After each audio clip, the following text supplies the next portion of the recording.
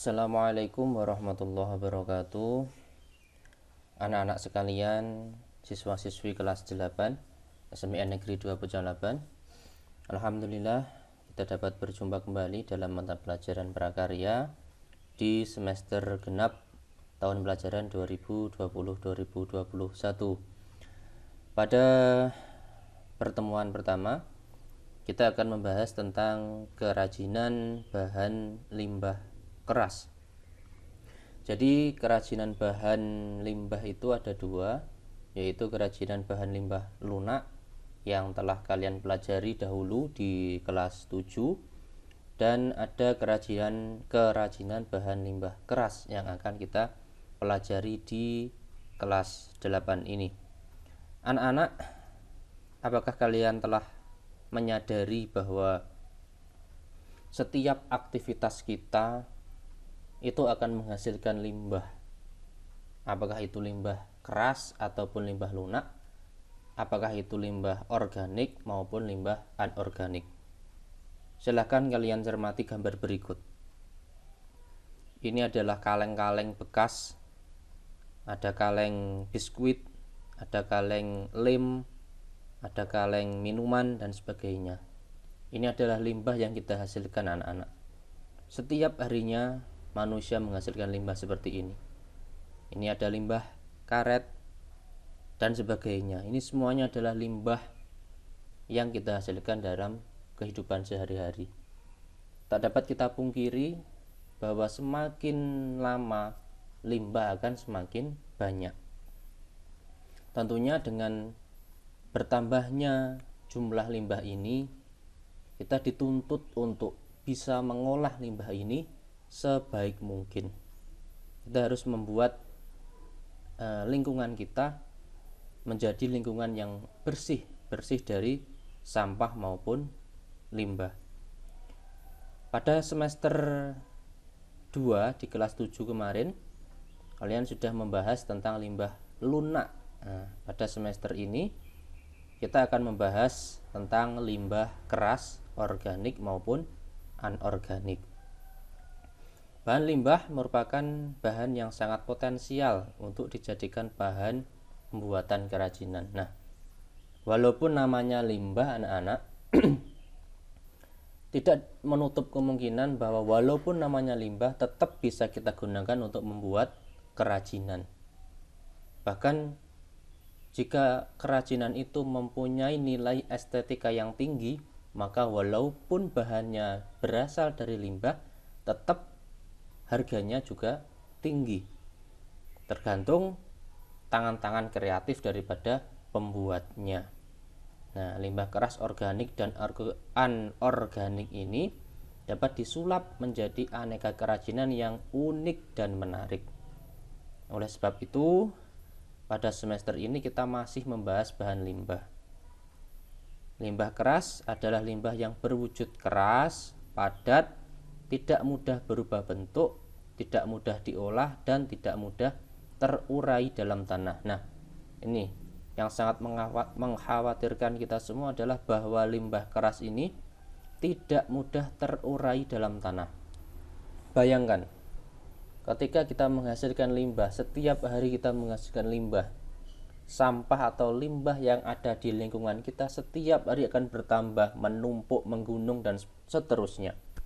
Bagaimana kondisi lingkungan kita, anak-anak, jika lingkungan kita ini setiap hari akan bertambah limbahnya? Tentu lingkungan menjadi tidak sehat, penuh dengan limbah, dan tidak terurai dengan cepat dalam tanah secara alami. Ini loh yang harus menjadi kesadaran kita, bahwa limbah ini harus kita kelola, kita olah dengan sebaik mungkin. Limbah keras juga terbagi menjadi dua, yaitu limbah keras organik dan anorganik. Limbah keras organik berasal dari alam, bisa dari tumbuhan maupun hewan, bersifat keras, padat, dan membutuhkan waktu yang cukup lama untuk terurai dalam tanah. Kalau organik masih dapat terurai, tetapi cukup lama, karena ini adalah limbah keras organik, bisa terurai namun cukup lama waktunya. Sedangkan limbah keras anorganik adalah jenis limbah yang berwujud keras, padat, sangat sulit atau bahkan tidak bisa untuk diuraikan atau tidak bisa membusuk. Nah, ini loh. Jadi selama-lamanya limbah keras anorganik ini tetap ada. Berpuluh-puluh tahun, beratus-ratus tahun limbah keras anorganik tetap berwujud. Contohnya apa? Contohnya adalah nih, plastik, pecahan keramik, pecahan kaca, dan baja dan sebagainya. Ini kalau kita biarkan di lingkungan kita, plastik ini misalkan tetap ada. Walaupun kita membuangnya sampah hari ini, kita membuang sampah plastik hari ini, kelak puluhan tahun yang akan datang, cucu-cucu kita tetap bisa melihat limbah ini kalau kita tidak mengolahnya dengan baik. Sampah anorganik berasal dari sumber daya alam dan kimia yang tidak terbaharui. Akumulasi limbah yang merupakan sisa hasil buangan mempunyai potensi sebagai polutan atau penyebab polusi. Oleh karena itu harus kita daur ulang limbah, harus kita daur ulang semaksimal mungkin. Seperti itu anak-anak.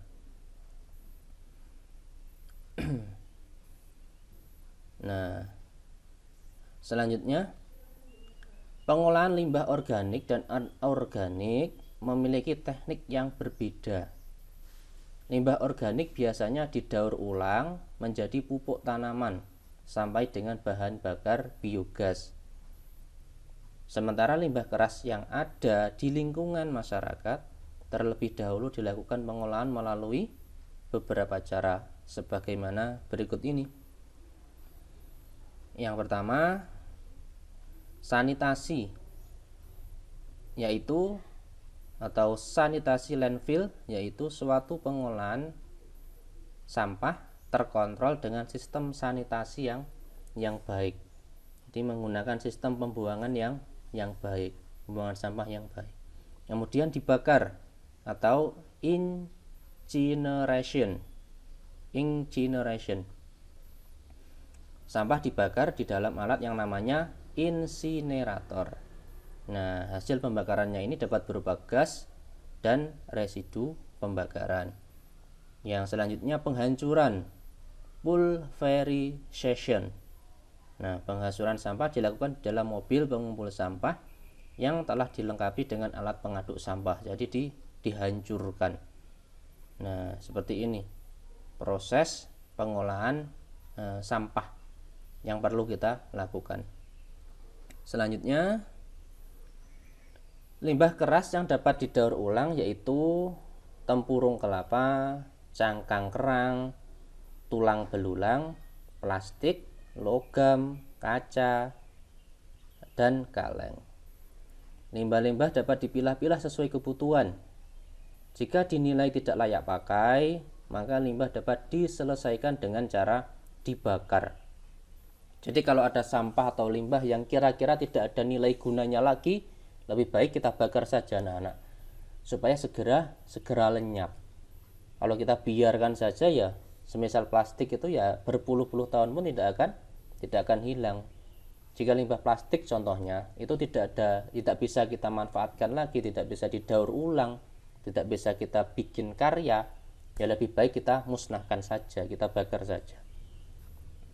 Namun sebaliknya, limbah yang masih dalam kondisi utuh dapat dimanfaatkan kembali menjadi karya kerajinan. Nah, ini bisa kita manfaatkan lagi, kita naikkan lagi nilai ekonominya, seperti itu. Nah, tentu kalian sebagai generasi muda, kepedulian dan kepekaan terhadap lingkungan hidup perlu kita tanamkan sejak dini. Tantangan kalian semakin depan nanti, kedepannya akan semakin luar biasa, karena sampah yang ada di sekitar kita akan semakin banyak dan semakin beraneka ragam.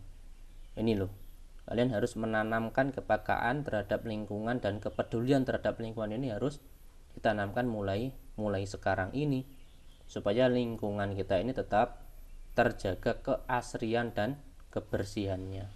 Seperti itu anak-anak. Nah, ini ada contoh kerajinan yang berasal dari limbah. Ini limbah keras. Ini adalah tas yang terbuat dari sisa botol minuman. Nah, bisa menjadi karya yang menarik seperti ini. Lalu ini ada karya lagi. Ini seperti vas bunga atau celengan ini. Dia terbuat dari kerumbung kelapa ini, tempurung kelapa, seperti itu. Baik, kita lanjutkan. Nah, dalam penciptaan produk kerajinan dari limbah keras, lebih pada memunculkan ciri khas pengrajin dalam mengembangkan desain kerajinan. Nah, sejak dahulu masyarakat Indonesia telah menggunakan produk kerajinan sebagai alat memenuhi kebutuhan hidup sehari-hari, seperti perabot rumah tangga hingga kebutuhan penghias rumah atau kantor. Nah, sebetulnya masyarakat Indonesia ini adalah masyarakat yang kreatif sebetulnya. Sudah menggunakan produk kerajinan dari dahulu. Mereka biasanya menggunakan bambu itu kan.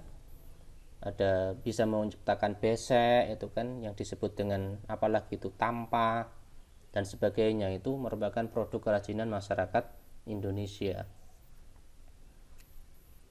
Nah, kita langsung saja ke prinsip kerajinan bahan limbah keras. Nah, seperti yang sudah kalian pelajari di kelas 7, bahwa prinsip pengolahan limbah keras harus memiliki prinsip 3R, yaitu reduce, reuse, dan recycle. Apa itu reduce, reuse, dan recycle? Apakah kalian masih ingat anak-anak? Nah, mari kita flashback. Coba kita flashback ke kelas 7. Nah, ini. Yang dinamakan reuse itu apa? Reduce itu apa? Mengurangi. Nah, kita kurangi barang atau material yang kita pergunakan. Jadi kita sedikitkan. Misalkan kita beli makanan, ya seperlunya saja. Kita beli plastik, ya seperlunya saja. Kalau tidak kita gunakan, ya tidak usah kita beli. Kita kurangi penggunaan plastik. Itu namanya prinsip reduce. Kemudian kita memiliki prinsip lagi yang namanya reuse, menggunakan kembali. Misal kalian beli di supermarket, dikasih kantong plastik. Nah, nyampe rumah, kalau kantongnya itu sudah tidak digunakan lagi, disimpan. Barangkali di kemudian hari kalian masih menggunakan kantong plastik lagi. Nah, itu bisa kita gunakan lagi. Jadi tidak beli kita gunakan, kita buang, beli kita gunakan, kita buang, enggak. Beli kita gunakan, kita simpan. Barangkali lain hari masih kita perlukan lagi, kita gunakan lagi. Jadi kita gunakan berulang kali. Kemudian prinsip yang ketiga adalah recycle. Nah, kita mendaur ulang. Nah, sampah-sampah yang ada kita kumpulkan, kita daur ulang, kemudian kita cetak lagi atau kita kumpulkan ke bank sampah. Biasanya ada yang mengelola, seperti itu, namanya recycle, didaur ulang. Nah, kembali lagi ke materi kita. Nah, prinsip kerajinan bahan limbah keras, kita harus menggunakan prinsip 3R. Reduce, kita kurangi penggunaannya. Reuse, kita gunakan kembali. Dan recycle, kita daur ulang, supaya berkurang limbah yang ada. Seperti itu. Langsung saja kita ke jenis dan karakteristik bahan limbah keras. Bahwa jenis dan karakteristik itu daripada limbah keras itu ada dua, anak-anak, yaitu limbah keras organik dan selanjutnya nanti ada limbah keras anorganik. Limbah keras organik itu apa? Nah, limbah yang terdiri atas kandungan bahan yang pejal, solid, kuat, dan tidak mudah berubah bentuk, dan berasal dari sumber daya alam daratan dan lautan. Jadi berasal dari alam, secara alami. Contoh, cangkang kerang, sisik ikan, tulang hewan berkaki 4, sapi, kerbau, kambing, tempurung kelapa, dan potongan kayu.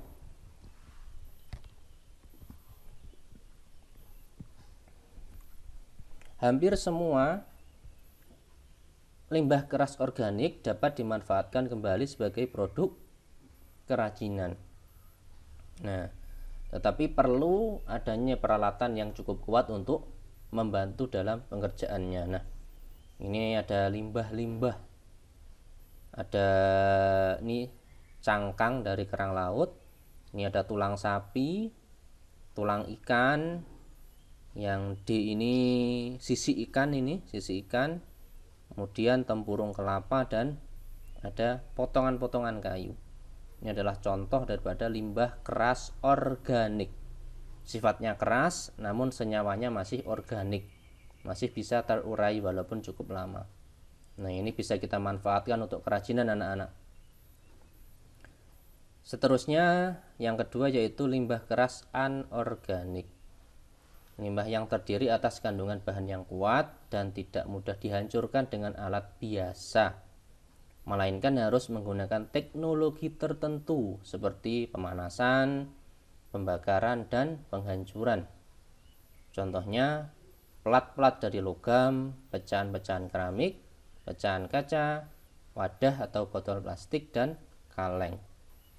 Meskipun begitu, tidak semua limbah keras dapat diolah kembali menjadi karya kerajinan karena keterbatasan alat dan teknologi. Nah, ini ada sisa-sisa besi, kemudian ada sisa-sisa atau pecahan keramik. Ini contoh daripada limbah keras anorganik. Nah, ini berbagai limbah keras anorganik. Ini ada tadi yang atas tadi potongan logam, dan yang atas ini tadi. Nah, ini potongan logam, ini adalah potongan atau pecahan keramik. Kemudian ini yang C, ini ada pecahan atau botol kaca, botol-botol minuman, sirup. Ini ada kaleng saus, kaleng susu kental manis, dan sebagainya. Kemudian ada botol-botol plastik. Ini semuanya adalah sampah, tetapi masih ada nilai gunanya apabila kita bisa berkreasi. Nah, limbah keras ini semuanya akan menghasilkan atau menimbulkan masalah bagi lingkungan. Nah, kita harus melakukan proses recycle, yaitu mendaur ulang limbah keras menjadi karya kerajinan yang dapat membantu menyelesaikan masalah lingkungan. Nah, harus kita kelola dengan baik. Bagaimana cara pengolahannya? Insya Allah akan kita pelajari pada pertemuan berikutnya. Mungkin demikian materi kali ini. Penjelasan saya tadi silahkan kalian rangkum, lalu kalian foto dan kalian kirimkan ke link yang akan saya sediakan. Terima kasih. Mohon maaf atas segala kesalahan. Wassalamualaikum warahmatullahi wabarakatuh.